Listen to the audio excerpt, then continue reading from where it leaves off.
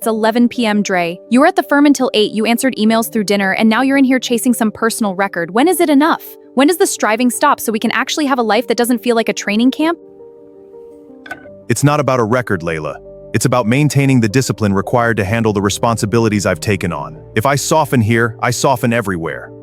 That's just a line you tell yourself to justify being selfish. My sister's husband just took a middle management job. He's home at 5. They have weekends. They're comfortable. You're obsessed with this director role, with this excellence thing. I'm telling you right now, I can't be the woman who waits in the shadows of your career. I need you to downshift. I need you to choose us over this climb. You're asking me to amputate a part of my character to make our evenings more predictable. You call it choosing us, but what you're really asking for is a version of me that is less capable, less driven, and eventually, less of the man you were originally attracted to. I'm asking for comfort. I'm asking for a man who isn't always looking at the next mountain. If you don't turn down that promotion and commit to being present, which means being average like everyone else, then I don't see a future here. Is your excellence worth being alone? Excellence is not a hobby I can switch off to appease your insecurity. It is my nature. Marcus Aurelius said, "A man's worth is no greater than the worth of his ambitions." If I sacrifice my purpose for your comfort, I will end up resenting the very us you claim to be protecting.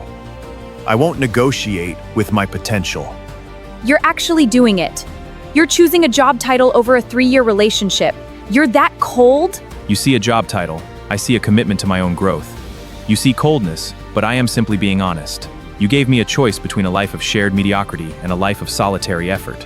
By giving me that ultimatum, you prove that you don't love me. You love the idea of a man you can control. You'll regret this when you're at the top and there's no one there to celebrate with you. Seneca wrote, "He who is everywhere is nowhere." If I am everywhere you want me to be, at every brunch, every idle weekend, every comfortable plateau, then I am nowhere near the man I am meant to be. I would rather be at the top alone than the bottom with a partner who asked me to crawl.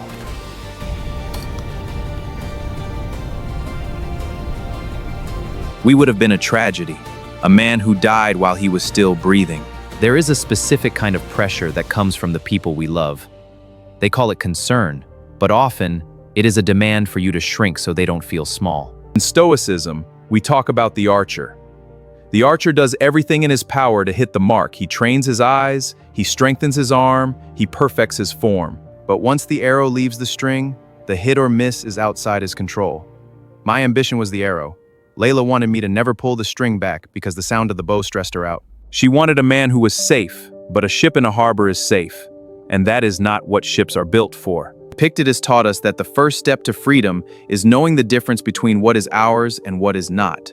My career, my physical strength, my relentless drive, those are mine. They are the expressions of my virtue. To sacrifice them for someone else's comfort is not a sacrifice. It is a betrayal. If someone asks you to choose between their insecurity and your excellence, choose excellence every time. A person who truly loves you will be inspired by your climb, not terrified by the height. Don't trade your crown for a soft pillow. Associate with people who are likely to improve you.